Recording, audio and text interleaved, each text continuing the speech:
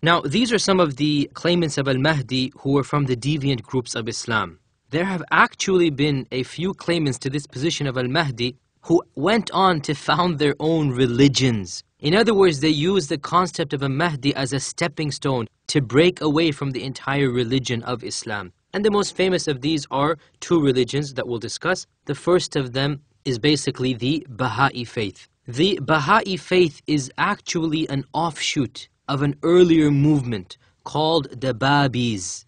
And the Babis, they believe that their founder, by the name of Sayyid Mirza Muhammad al-Shirazi, was the Bab, or the door, hence the name Babis. In the late 1840s in Iran, a young person by the name of Sayyid Mirza Muhammad al-Shirazi declared that he was the Bab, the door to the promised Mahdi.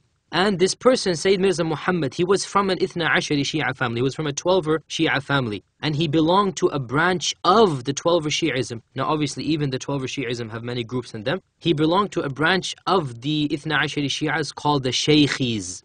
The Shaykhis. This sect believed that the coming of the Mahdi was imminent. And no doubt this belief was a great catalyst in the claim of Sayyid Mirza Muhammad. The whole cult had built itself up into the fervor of believing the Mahdi would appear at any minute, and so Sayyid Mirza Muhammad declared that he was the Bab to the Mahdi. After a while, he then proclaimed that he himself was the Mahdi, and not just the door to the Mahdi, until eventually he claimed to be a prophet as well. As he continued his preaching, he added more and more heretical beliefs one by one, until finally even the Shia scholars of Iran, they were forced to condemn him, and he was imprisoned and shot to death in 1850 CE. His body was eventually handed over to his followers, and they buried him in a grand mausoleum in the city of Haifa in Israel. For the Babis, and after them the Baha'is as well, they have a very, very strong relationship with that country. After his death, the death of the founder of the Babi movement or religion, this movement split into two groups, one of whom was under the teachings of Yahya Ali al-Mazandarani. Yahya Ali al-Mazandarani. And this group, they remained with the original teachings of Sayyid Mirza. And they still believed that he was the prophet and he was the door to the Mahdi and so on and so forth. And they are still existent to this day, albeit their numbers are extremely small. It is estimated that there are only a few thousand or even less than this in the entire world. The second group, on the other hand, went on to become a large religion.